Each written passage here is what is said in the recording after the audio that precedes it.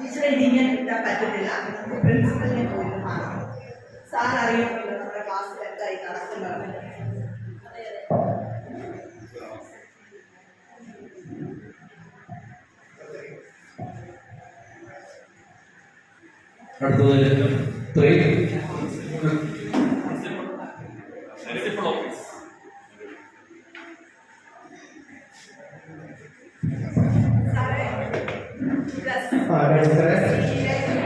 അമ്മയുടെ ബാഗിൽ കിട്ടിയത്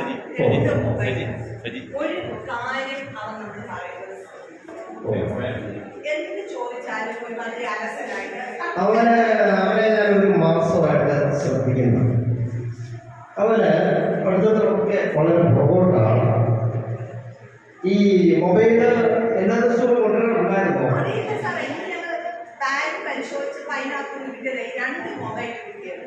എന്നാണെങ്കിൽ നമുക്ക് വെറുതെ വിടാൻ പറ്റില്ല. നമുക്ക് പേരൻസിനെ അറിയിച്ചിട്ടുണ്ടോ? പേരൻസ് വരുമോ? വിളിച്ചു പറഞ്ഞിട്ടുണ്ടോ? പെട്ടെന്ന് വിളിച്ചു, പെട്ടെന്ന് പേരൻസിനോട് വരാൻ പറയും. പേരൻസിനോട് വരാൻ പറയും.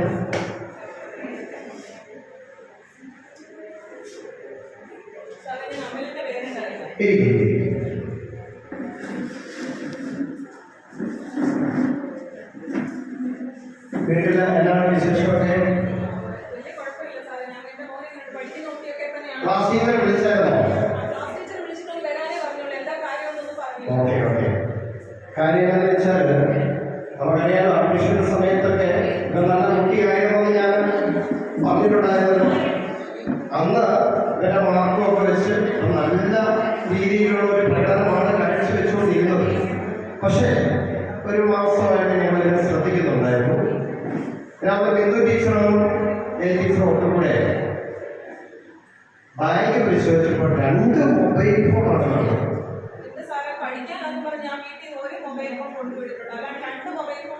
നിങ്ങൾ മൊബൈൽ ഫോൺ കൊടുത്തു വിടുമ്പോൾ ഇവിടെ റിപ്പോർട്ട് ചെയ്തിട്ടുണ്ട്. ക്ലാസ് ടീച്ചറോട് പറഞ്ഞിട്ടാണോ മൊബൈൽ ഫോൺ കൊടുത്തു വിടുന്നത്? പക്ഷേ ഞാൻ പറഞ്ഞിരിക്കുന്നത് മൊബൈൽ കൊടുത്തു വിട്ടിട്ടുണ്ടെങ്കിൽ ആ മൊബൈൽ ഫോൺ എന്റെ മേശയിൽ വെക്കണം. അങ്ങനെയുള്ളവർക്ക് മാത്രമേ നമ്മൾ അനുവാദം കൊടുക്കൂ.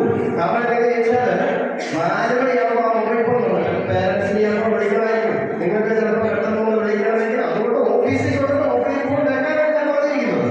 ഇതിപ്പോ 2 മൊബൈൽ ഫോൺ എവിടെ വായിക്കുന്നതാണ് കിട്ടിയത്. അത് നമുക്ക് അംഗീകരിക്കാനായിട്ട് പറ്റില്ല. ടീച്ചറെ അവരെ വിളിച്ച്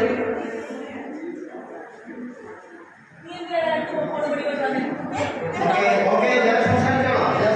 നിങ്ങളുടെ വിഷമം ഞാൻ മനസ്സിലാക്കുന്നു. ഒരു പേരന്റ് എന്നുള്ള രീതിയിൽ നിങ്ങളുടെ വിഷമത്തെ മനസ്സിലാക്കുന്നു. നിങ്ങൾ എന്തെങ്കിലും കഷ്ടപ്പെട്ടാണോ ഇവരെ ഇങ്ങോട്ട് പറഞ്ഞിരിക്കുന്നത്? നിങ്ങൾ എന്താ ജോലിയെന്താണ്? തൊഴിലുറപ്പില്ല പറയുന്നല്ലേ?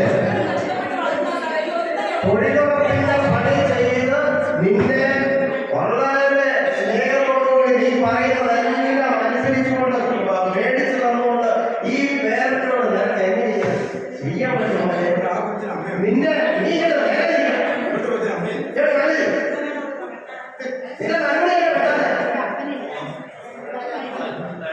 നിന്നോട് ഞാൻ കഴിഞ്ഞ നീ വളരെ മോശമായിട്ടാണ് ഈ ഇവിടെ ക്ലാസ് റൂമിൽ വേറെ കുട്ടികളുണ്ടല്ലോ. ആ കുട്ടികൾക്ക് ഒന്നുമില്ലാതെ ഒരു പ്രശ്നം വേറെ ഒറ്റ കുട്ടി പോലും എല്ലാവരും മൊബൈൽ ഫോൺ വീട്ടിൽ വെച്ചിട്ടാണ് ചെയ്യുന്നത്. ഇങ്ങനെ നമുക്ക് പോകാൻ പറ്റുമോ?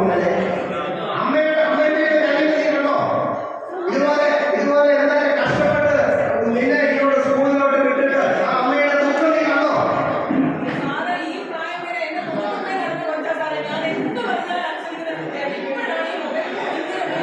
എന്നിട്ട് ഒരു ഭാവവ്യത്യാസമില്ലാതെ അല്ലേ? ഒരു ഭാവവ്യത്യാസമില്ല. അമ്മയുടെ ബുദ്ധിമുട്ട് മനസ്സിലാവുന്നുണ്ടോ?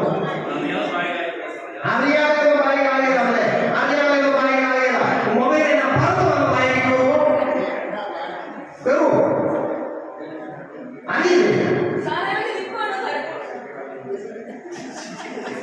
എന്ത് ചെയ്യാനാണ് ഇങ്ങനെ കുട്ടികൾ തുടങ്ങിക്കഴിഞ്ഞാൽ?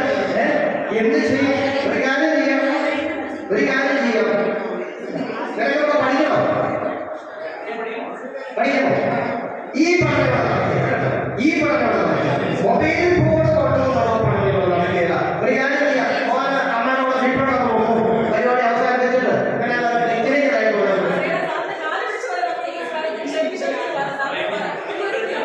അമ്മയുടെ ദുഃഖം കണ്ടിട്ട്, ആ അമ്മയുടെ പ്രയാസം കണ്ടിട്ട്, ആ അമ്മയുടെ ദുഃഖം കൂടി കണ്ടിട്ട് എനിക്ക് ഒന്നും പറയാൻ പറ്റില്ല. ആ അമ്മയുടെ ദുഃഖം നീ കാണുന്നുണ്ടോ? അവരെ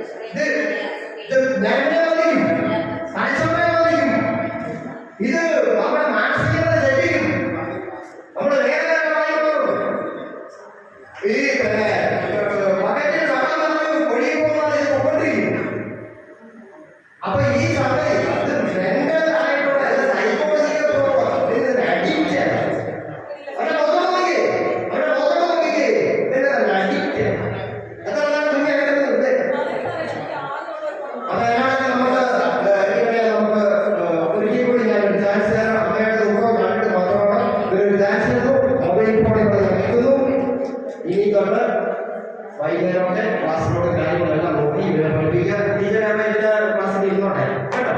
അപ്പം പിന്നെ ഇനി ടീച്ചേഴ്സിന് പറഞ്ഞു പറഞ്ഞു. അപ്പോ പിന്നെ ടീച്ചേഴ്സ് എല്ലാവരും നോക്കിക്കോളും. ഞങ്ങളും നോക്കുന്നതോടൊപ്പം ഞങ്ങൾക്ക് നമ്മളെ നോക്കാൻ പറ്റും ആരുമില്ലേ. അതിനുശേഷം മുഴുവൻ നിങ്ങളുടെ വീട്ടിലാണ്. അപ്പൊ നിങ്ങൾ നോക്കി രാത്രിയിൽ ഞായറാഴ്ച ശരിയായി അവകാശങ്ങളെല്ലാം നിങ്ങൾ നോക്കണം കേട്ടോ. ഇവിടെ ഞാൻ പഠിക്കട്ടോ. ഓക്കെ.